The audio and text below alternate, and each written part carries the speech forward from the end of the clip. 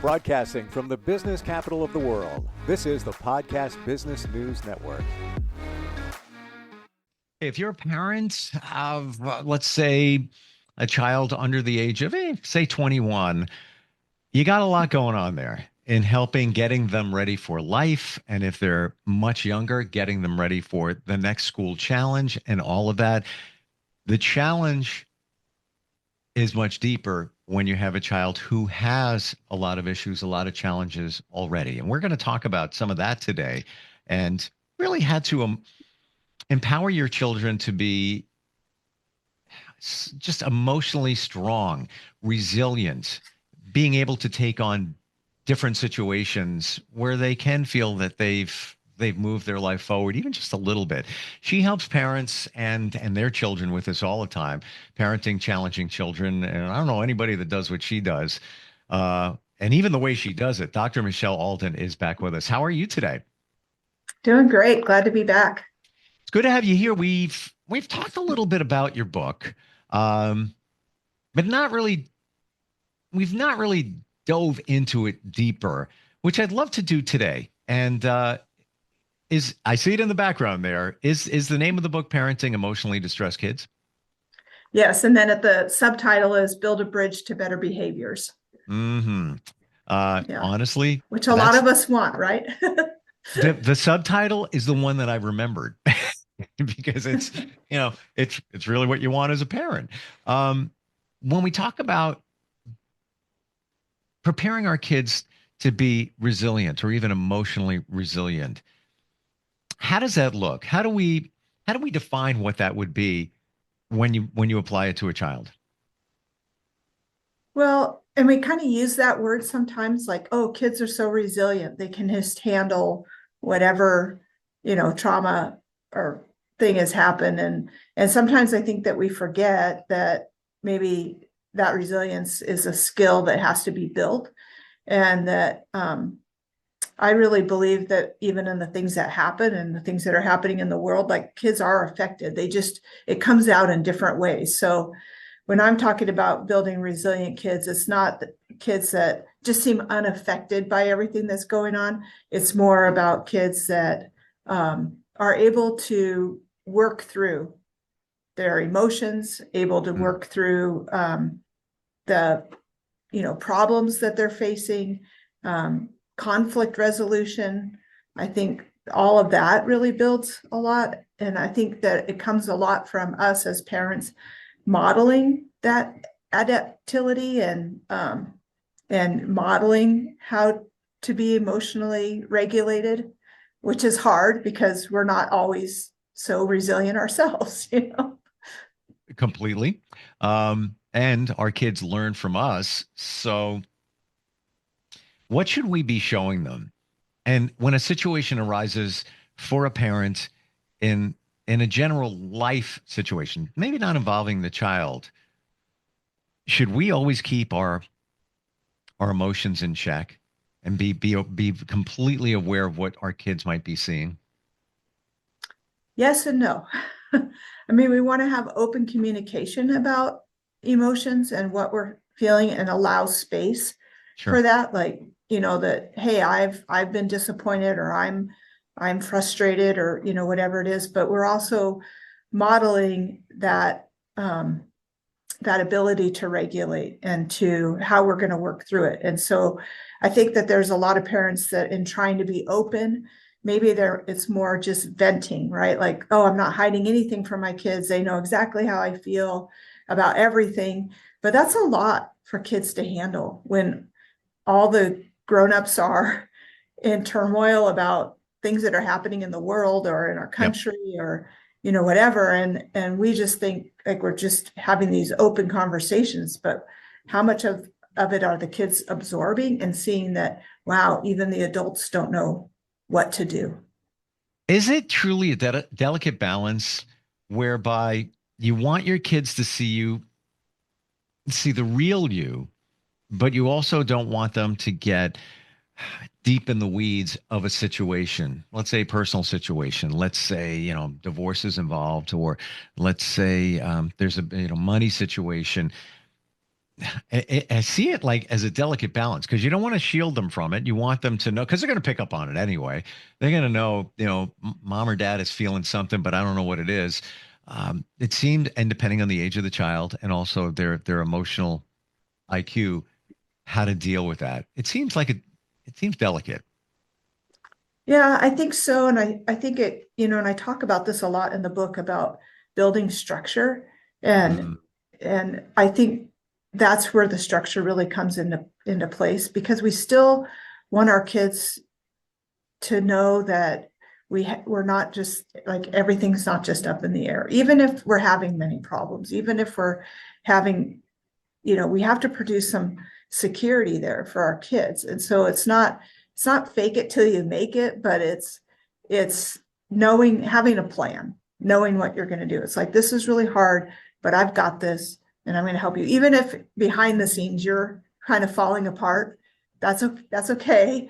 mm. But I do think that kids need to be shielded from that in that sense, as far as just, I think ultimately they still need to know, like, I know that when kids look back, what are they going to remember? Like, yeah, money was tight, but we always were able to make something work, or something Mm. like that.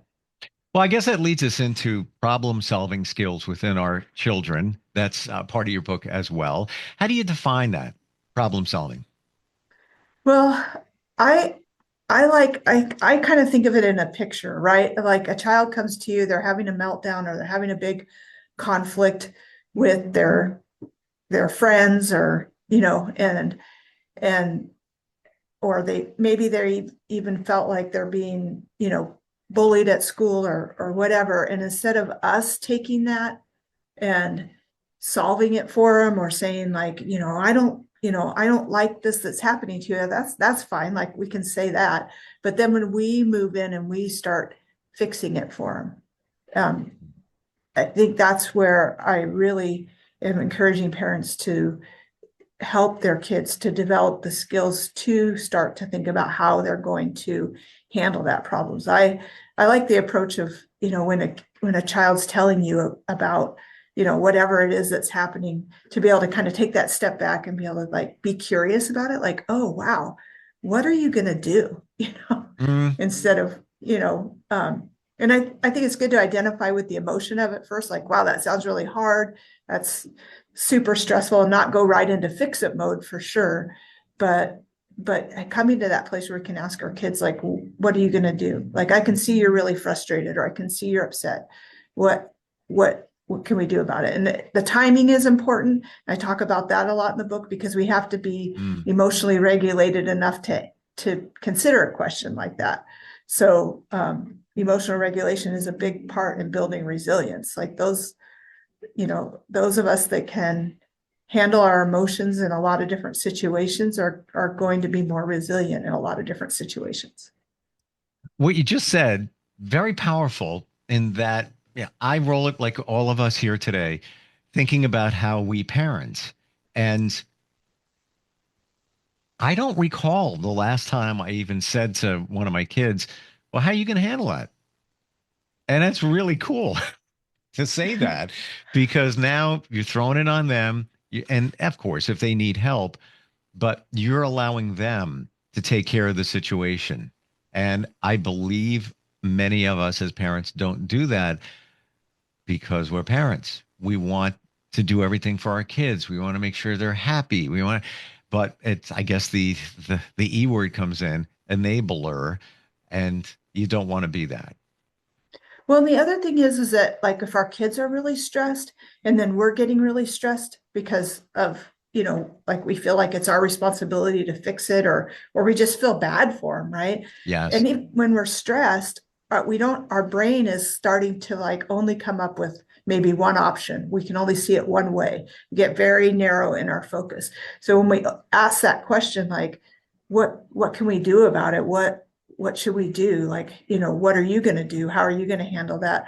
Mm, It allows for more problem solving to happen. And it kind of tells our brain, like, calm down. We've got this. Let's, and it instead of just being one or two options, there's hundreds of options. There's lots of ways. And so we kind of want to encourage our kids, like when they get really distraught and upset, that to open up the doors, of what could happen. The language is key.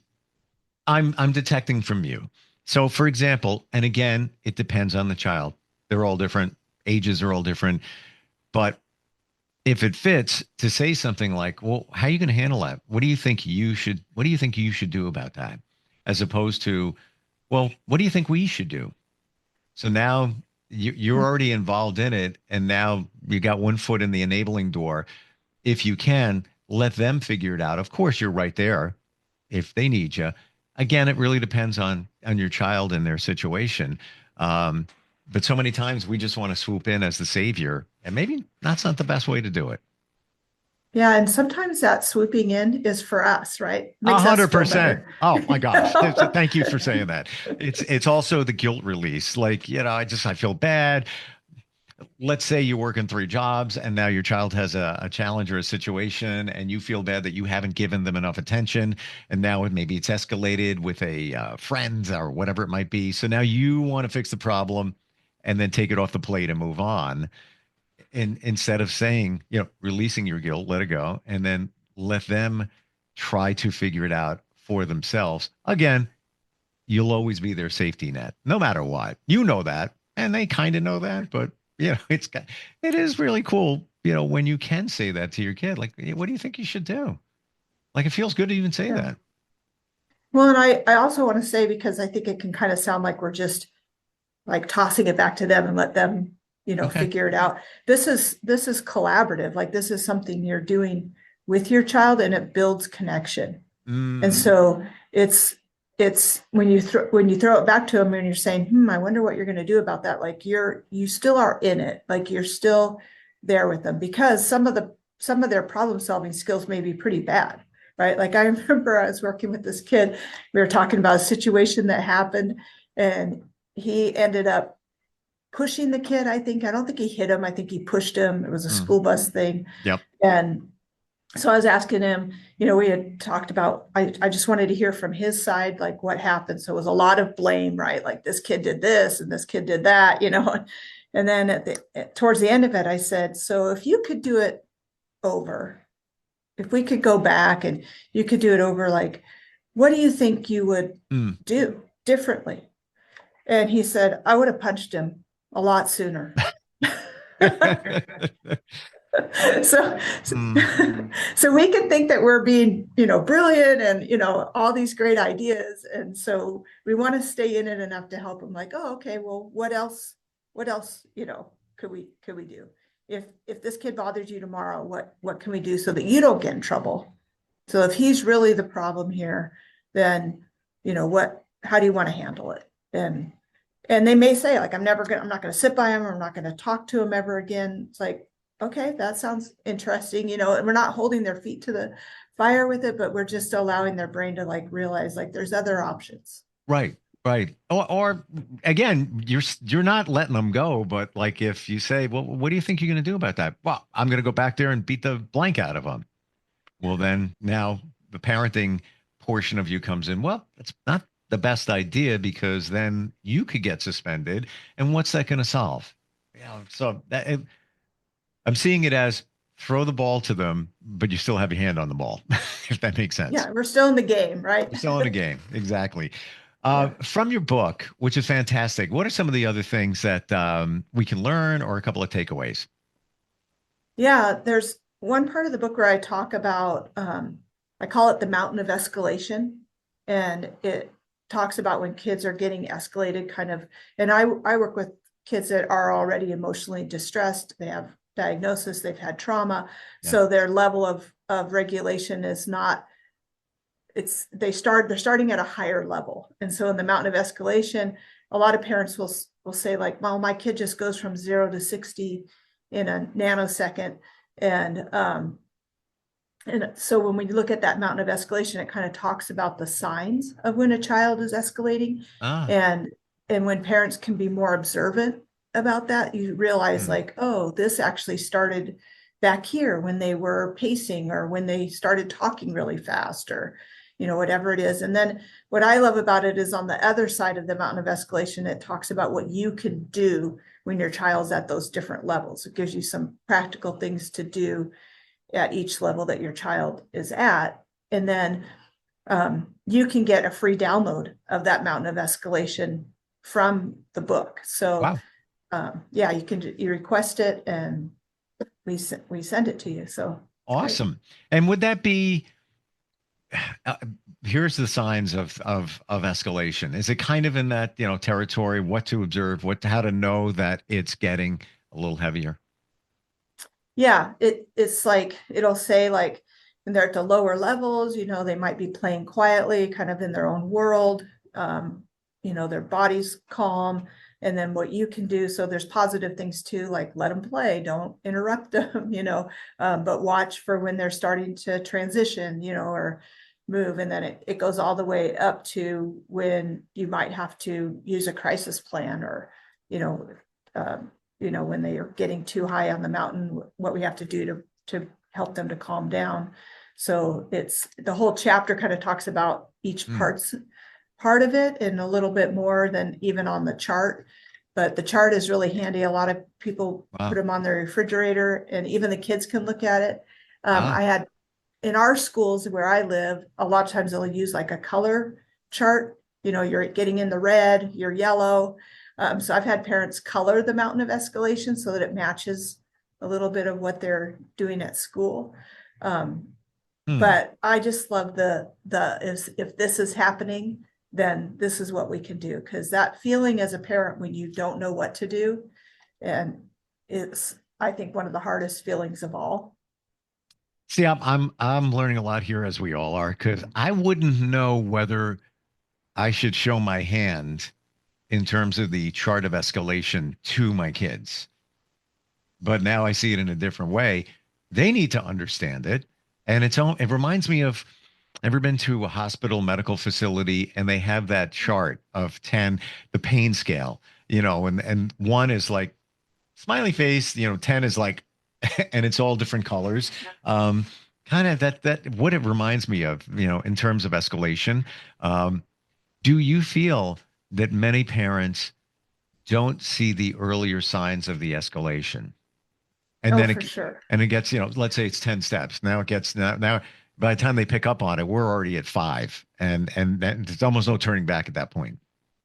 Yes, exactly. And that's why it feels like, they were playing there quietly and then all of a sudden they just, exploded, or the 2 kids were playing fine and then they got into a big fight. It's like there's things that were happening all along. And I encourage in the book, for especially if you have a child that's, having a lot of meltdowns, emotionally distressed, and you want better behaviors, you're going to have to be invested in being closer to what's happening so that you can notice those things. That's huge. Seriously, most of us don't even think about that happening. And is it mostly detectable? Seeing those, if you really observe, follow the book, follow your advice, are there always signs, levels of escalation before it gets to that point? I have found that to be true. And most of the time when I've worked in the homes, parents are telling me that there's no signs. And I go in and of course I'm not in the mix of it. So it's a lot easier as an observer to point out and see the patterns or see, and so when I have parents start to stay closer, they start to notice it too. And it's not just to stop it from happening, it's to notice so that we can help the kids to notice. Like, it's so important in their own regulation for them to realize, like, I'm getting frustrated. I need to take a break.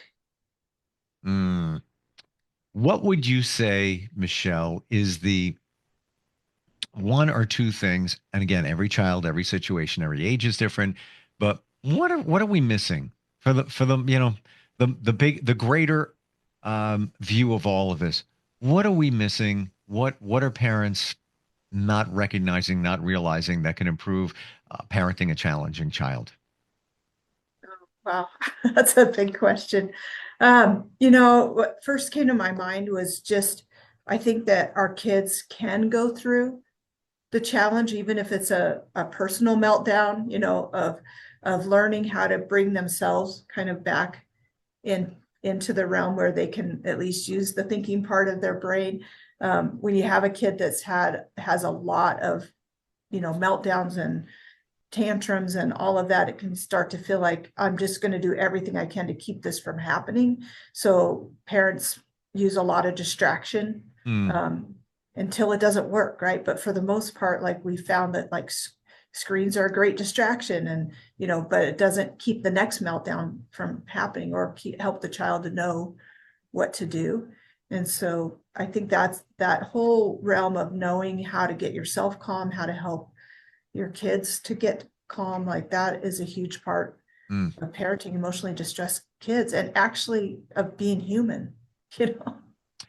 Would you say for the most part that our children need to go through it, need to walk through it, and experience it and see what it's like and figure it out when they're, as opposed to, the helicopter parent and, now the child has not even figured it out. Sort of like, you go bowling, let's say you're not a great bowler, maybe you're a child bowling and you have the bumpers up in the lane and the ball is still going down there, sort of, but you're the parent, you're the bumpers up there, so you're there, but you're letting them get down the lane, as opposed to, no, I'll throw the ball for you, don't worry about that. Right. Yeah. I do think they need to hit against some of those things, and we don't, I say we don't want to, but I know some parents do, but we really, really don't want our kids, we can't build a utopia world where they never have any challenges or never have to face anything hard. That's not what we're meant to do here. I really believe we are meant to go through challenges. We have, weird things that happen in our journey that we didn't expect, and it's okay. Nothing's gone wrong. We're just meant to learn how to overcome and get better and grow. Can't do it alone as a parent. And I'm seeing this. There's, you can reach out to other parents and get their feedback, family members, but they are not qualified. Being another parent doesn't make you qualified for all of this kind of stuff. And that's where you come in. Again, I don't know anybody. I've never heard of anybody offering what you offer. Yeah. Okay. So there are coaches, parenting coaches, all of that, but not specifically for emotionally challenged children, those going through a lot of different things. And it starts with your book and your website and just making that connection. How do we find you, Michelle? Yeah, so you can order the book on Amazon. That's one way you can find me, and it has contact information there. You can get the downloads, all of that. A lot of people read the book and then want more coaching from that. So Sure. That's great. You can find out about getting more coaching on my website, parentingchallengingkids.com. And there's a get started page where you can sign up for a free consultation. You can sign up for our coaching group. It's called the Playroom. Lots of help available. Yeah. And as you identified a moment ago, there are lots of free things in the book, like we just spoke about. That's one of many, right? There's a few in there. Yeah. Yep. Yeah. Love it. Yeah. Once again, your website, please share. Yeah. parentingchallengingkids.com. Excellent. Thank you for all your insight, Michelle. Learned a lot. I got to start asking questions within my kids. Got to get on that. I really mean that. I mean, I spent time with my son. He just turned 19 last night, had a great night. And they all go through things, but I never look at it as to allow them to be even more empowered with the question. And that's just one little piece of what we can learn from you. And I appreciate it. Thanks for being here today. Thank you. Thanks for having me. Thanks. We'll be right back.